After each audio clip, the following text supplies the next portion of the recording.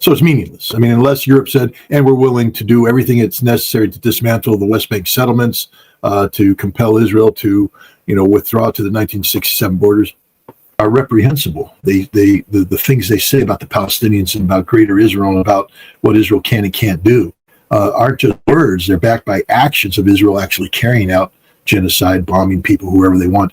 Israel has shown itself to be incompatible with international law. But the other reality is Israel can't win this war. I mean, as we speak, the IDF is being slaughtered, butchered in Gaza, in occupied Gaza. And it's just going to get worse. I mean, we are talking, and the average American, average European sees, oh, the Israelis are the good guys. They're just like us. I mean, I think the Israelis did to show you the genius, the evil genius of their propaganda. They can't produce, they have to buy all their weapons from us, or they have to buy the material that goes into the weapons from us. Their economy is totally dependent upon outside investment. Nobody's investing in Israel right now. Nobody can, because Israel's a basket case, basically, a de facto, blockade from the south by the Houthi. Well, first of all, we need to understand that the European recognition of a Palestinian state doesn't advance the cause of Palestine at all, because every single one of the nations that said we support Palestine, first of all, they say the 1,967 borders. Well, how are you going to get there? So it's meaningless. I mean, unless Europe said, and we're willing to do everything it's necessary to dismantle the West Bank settlements, to compel Israel to, withdraw to the 1,967 borders. It's a meaningless gesture. Two, they all said, yes, Palestine, but Hamas will not be part of the government. Hamas cannot be part of the government. It sort of undermines the whole concept of self-determination as set forth by the United Nations and its charter. Just a second. Right before the show, something flew right into my eye. So it's wedged in there someplace. The self-determination. So, if there was an election today in, where Palestinians live, Hamas would win. I mean, the Palestinian Authority of Mahmoud Abbas has no legitimacy. It's seen, rightly so, as having sold out to Israel a long time ago. Fatah is an empty movement. The only, Palestinian party that believes in an independent Palestine, is willing to fight for an independent Palestine, is Hamas. And yet, the will of the Palestinian people will not be respected, is not being respected, because in Gaza they have voted and Hamas won the vote. These are just empty words, meaningless. As for Israel, look, Israel is committing suicide. And if you believe in a Palestinian state, sometimes the best thing to do is just sit back and let Israel do what it's doing, because there's no worse enemy to Israel than Israel is to itself. Sadly, the cost that's associated with this suicide is, measured in tens of thousands of Palestinian lives that are being lost on a daily basis, tragically. Women and children whose remnants of their bodies are literally being scraped off of walls. Disemboweled children. I mean, the photographs are there. People want to see them. If you'd like, there's certain video clips you can listen to where you get to listen to Palestinians scream as they burn to death in the aftermath of the Israeli bombing of the building. The evidence is there for anybody who pretends that there isn't a genocide taking place, there isn't ethnic cleansing taking place. I have no use for you, literally, because it means that you deliberately deceive yourself, and you're willing to do so in the face of some of the most horrific organized slaughter in modern times. But this is the price that has to be paid for freedom. I remind people that Normandy wasn't liberated, void of civilian casualties. Up to 60,000 French civilians died in the liberation of Normandy in World War II, and the civilians dying all the time in conflicts. And for the Palestinians to get their freedom, and the only way forward was something that Senwa noted back in October 7th. Think about what October 7th was. It wasn't not just a ambush of Israel in terms of attacking Israel and inflicting a military defeat on Israel and taking people hostage. But what was the purpose of the defeat and the hostage? It was to lure Israel into Gaza to do what? To be Israel. You see, the Palestinians know the truth about Israel, but it's a truth that the world has been shielded from. The Palestinians know that the Israelis are despicable human beings who don't value human life, who are fully capable of raping Palestinian women repeatedly in order to break them, to get them worked for the Israeli secret services, to torture and murder children, to bulldoze homes, to allow settlers to come in and steal the land of people. The Palestinians know full well the racism that exists in the apartheid regime of Israel. But the problem is the Israelis are great. They have great PR, and they've bought Europe and the United States. They own the media establishment. They've bought the politicians. And so Israeli PR is able to be blast all over the place on the airwaves, on the newspapers, everything. And the average American, average European sees, oh, the Israelis are the good guys. They're just like us. I mean, I think the Israelis did to show you the genius, the evil genius of their propaganda. I think Netanyahu just posed with a poster that said 50 states, one Israel, as if we're the same. As if the 50 American states in Israel were the same. They're us. We're them. It's all okay. It's not a big deal. Don't worry about it. But we're not them, and they aren't us. I just want to remind your audience, the Israelis hate Americans. They do. They openly despise us. Why else would they attack the USS Liberty? Why else would they authorize their government to recruit Jonathan Pard and spy against the United States? Why else would they have their tanks attempt to run over a Marine captain in Beirut in 1983? Why else would they continue to spy on the United States repeatedly? Israel isn't our friends. They're not even close to being our friends. Israel interferes in our democracy more than any other nation in the world. That's not what a friend does. Israel uses the United States because without the United States, Israel can't exist. Israel is a parasite, a literal parasite that has attached itself to the American host. That works so long as the host views the parasite as being harmless, or in the case of Israel, tricking the host into believing the parasite is actually an extension of itself. But what happens when the host wakes up and goes, this parasite isn't not only not me, but it's doing me harm. It's sucking the life juice out of me. Then you seek to expel the parasite. And that can't happen until the host recognizes the evil reality that is Israel. And what Israel is doing right now is showing to the world, showcasing how evil they are. And it's having an impact here in the United States. And this is where Naftali Bennett gets it wrong, because it's not going to be the world, having your children live in a world where, they call you names. There will not be an Israel when this finishes. The Israeli state will be terminated. It's not that there won't be a Palestinian state. I agree with Nell. There won't be a two-state solution. No, Palestine will exist. Israel won't. Israel is finished. It's done. The world cannot tolerate Israel as it currently exists, and the world is turning away from it. And we start to see this in incremental fashion, with Europe starting to recognize this notion of a Palestinian state. But the real damage will come when the United States turns its back on Israel, and we're starting to see movement there. Now, the question is, will there be any Palestinians left when this is finished? The bad news is Israel's just killing them off in huge numbers. I mean, even the Israelis have to acknowledge that the harm they've done, that the data that's coming out from Palestine is significant, and the vast majority of the people being killed are civilians.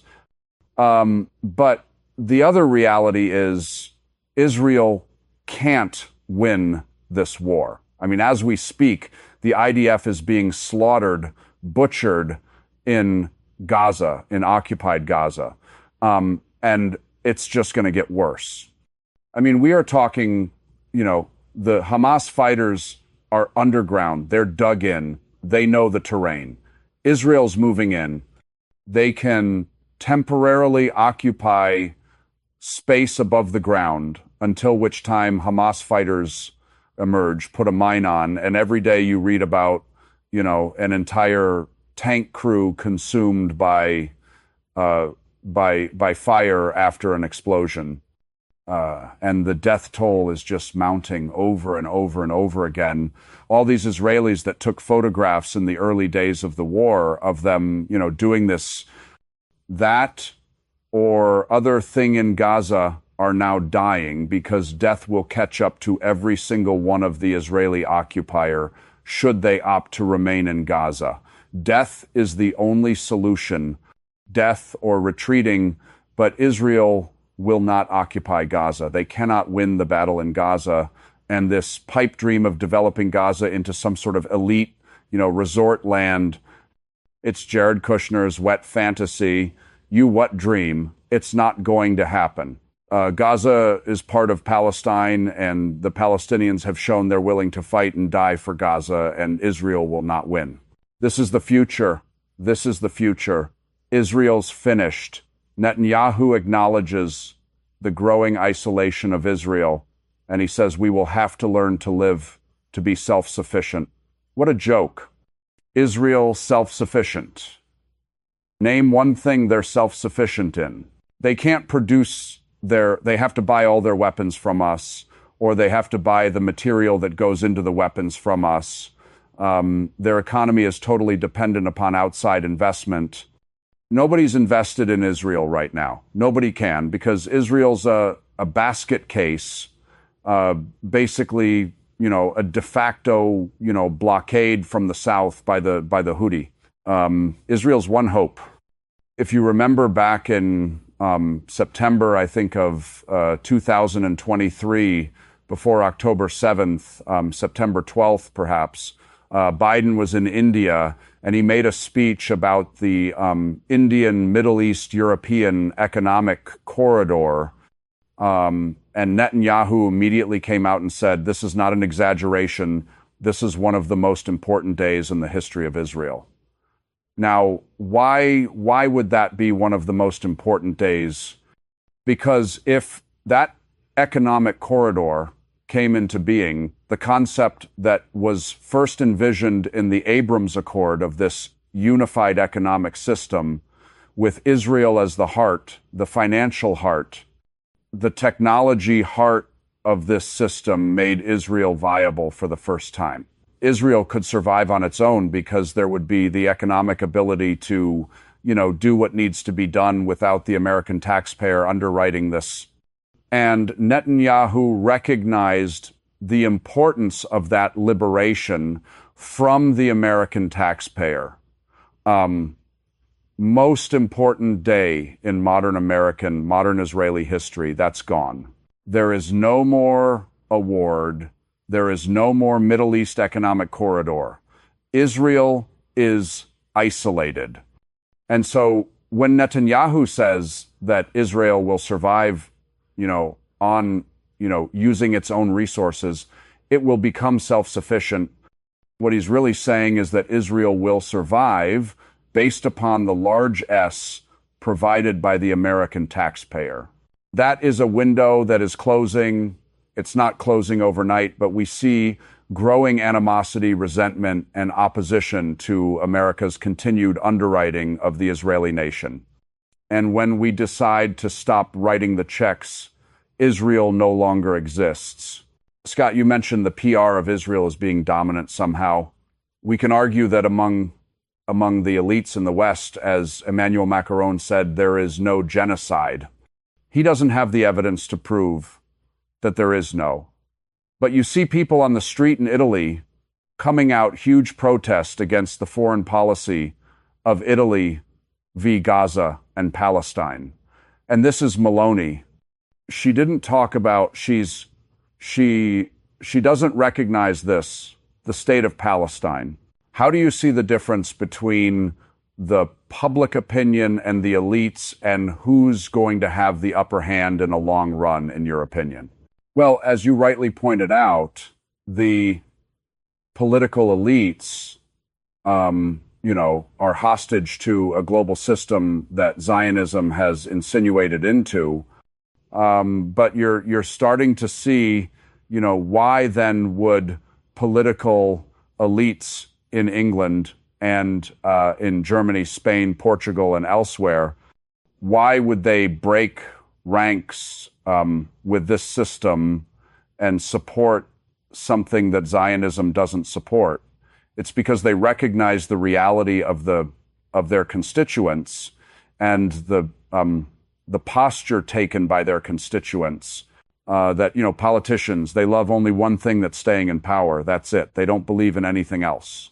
They just believe in staying in power, and they will do whatever it takes to stay in power.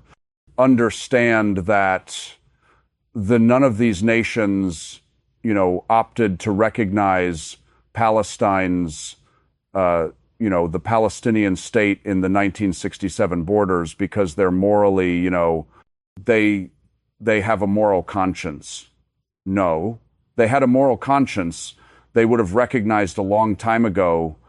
They're doing it now because it's politically necessary for them to make this move, because the people on the streets, even though Macron can't say there's a genocide, the people on the streets know damn well there's a genocide.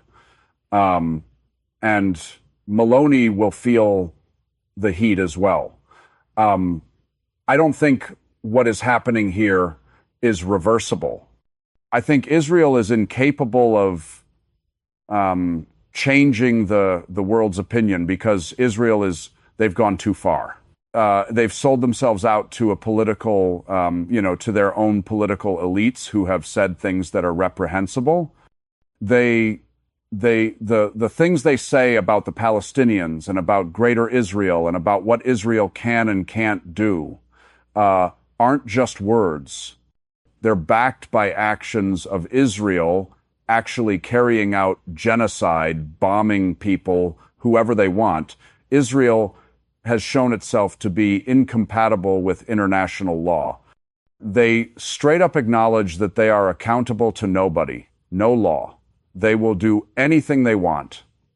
And at some point in time, this makes them incompatible with humanity. And that's where we are right now. We're seeing humanity, the people, recognize the true evil nature of this Israeli enterprise, this Zionist enterprise, and the political elites, because they believe in staying in power, are being compelled to make adjustments in order to appease. But as I said, it's purely words right now. I believe nations, when they say they want to hold Israel accountable, when they blockade Israel, when they, prevent weapons from being sold to Israel, when they talk about the termination of the Israeli state with the same enthusiasm that they spoke about the termination of Saddam Hussein, or Vladimir Putin. But for now, they continue to have diplomatic relations with Israel. They continue to treat Israel, as a societal norm. Israel it's an aberration and should be treated as such. India and China have already decided where they're going, and it'll be the United States that ends up being isolated here. And this is why I think you're seeing Trump, because this isn't just about cutting the strings with Ukraine. This is about solving a whole host of other issues, because we've been trying to resolve the Ukraine conflict in our favor by, leveraging whatever influence we thought we had on India, on China, etc. And it's backfired.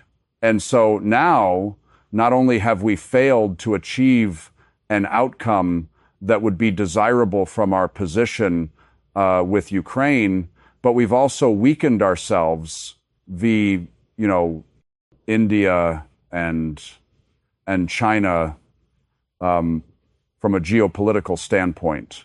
And this is why I think the president might be anxious to cut from Ukraine.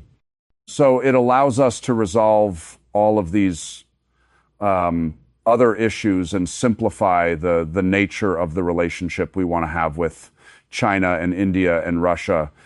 Again, I can't speak for them.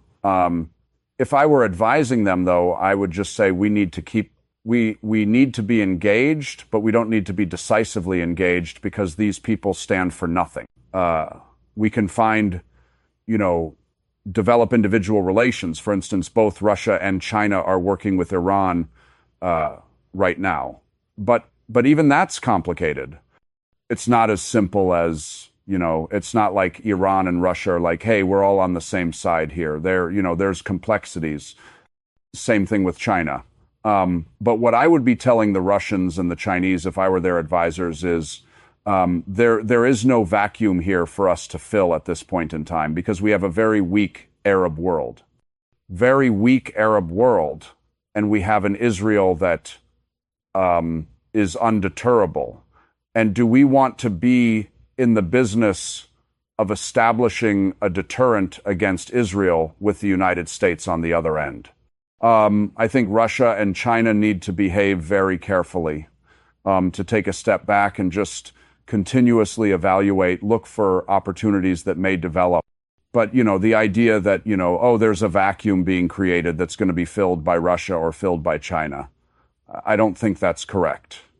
I don't think either Russia and Sheikh or China are in a position to fill any vacuum. I mean, was China ready to deploy a blue water navy into the Persian Gulf, into the Indo-Pacific? The answer is no. Russia doesn't have a blue water navy that of any note that could be deployed in that area. They don't have expeditionary wings.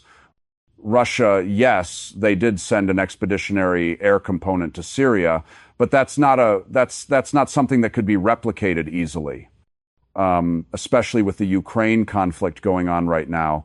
So I would just say that Russia and China are going to be in the let's wait and see mode. They'll keep their finger on the pulse, but they're not going to be jumping in on both feet anytime soon. This is the ultimate challenge of dealing with the United States in this day and age. And I think the day of sitting down with the United States and coming up with a mutually acceptable, mutually beneficial outcome, that's old school diplomacy. And I don't think the Trump administration's capable of engaging in that kind of diplomacy. I think instead these nations need to wait for the Trump administration. Instead of leading the horse to water, you just sort of got to wait back until the horse goes to water on its own. And I think that's what has to happen here with the United States, is that the traditional structures of diplomacy are out the window. And what needs to happen is both Russia and China and anybody dealing with the United States has to step back and just monitor what's happening. Try and influence on the periphery, but don't jump in with both feet with the United States because it can be a very frustrating experience. What you have to do is let the United States sort of arrive at a decision point on its own. And then if that decision point's where you wanted them to begin to be, then you can jump in and sort of fix that in place. But it's almost impossible to have comprehensive negotiations with the United States right now because we don't have, at this point in time, we are transitioning from the American, hegemony, the American, unity, unipolar world to a very complicated multipolar world.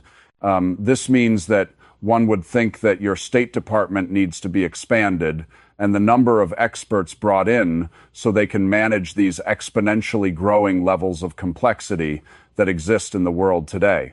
Instead, the United States is slashing the State Department, radically cutting this. So where we normally would have an identified expert for each, it's sort of funny to go in and go read, go back to the, State Department's phone book from the 1,990 seconds, and go to these various organizations and look at the meetings that take place, and you'll see, we have an assistant ambassador for, oceanic exploration in the, Indo-Pacific. Cool. That means there's a staff. That means somewhere in America is a expert on, ocean exploration in the Indo-Pacific, somebody who actually knows what the hell they're talking about, who's probably traveled to the region, met all the main players, has the Rolodex. We don't do Rolodexes anymore, but, has all the contacts so that they could, if a problem emerges. The president says, I want to know about exploration in the Indo-Pacific. They got a guy that goes, I'm your man. And he can pick up the phone and talk to people. He knows how to deal, write the papers, get them on. We don't have those people anymore on anything. They've just slashed everything. And so what we end up with is Steve Woodcoe, not a bad guy. I'm not picking on him. He's not an expert on anything. He's a New York real estate guy. But when it comes to foreign policy and the history of the world, he knows nothing. Or we get Keith Kellogg, just this, aged out nobody who knows nothing, and they are talking. They're out there prejudicing the field with their own inadequacies. And there's no backup, there's no bench, there's nobody to go to. So when they come in and they fail, they fumble. It's not like we can go, all right, let's bring in number 32 off the bench.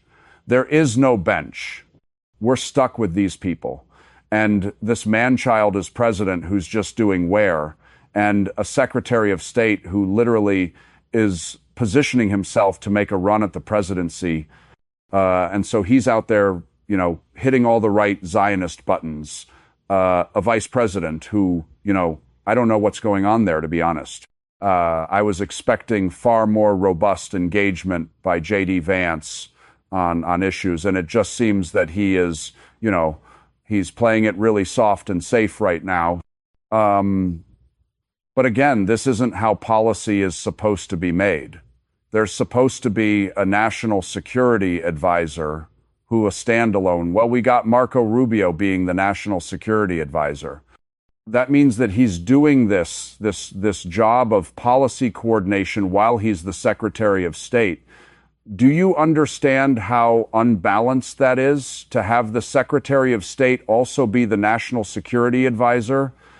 So when you have a principals meeting and you go, well, normally national security is like, well, thank you, SEC Secretary of State, Secretary of Defense. What do you got? Got that. That's cool. I'm going to have to consider that one. Secretary Treasurer, what do you got? But now it's like, yeah, Secretary of State. Oh, that's me. Oh, yeah. I'm the only voice that counts because I'm the National Security Advisor.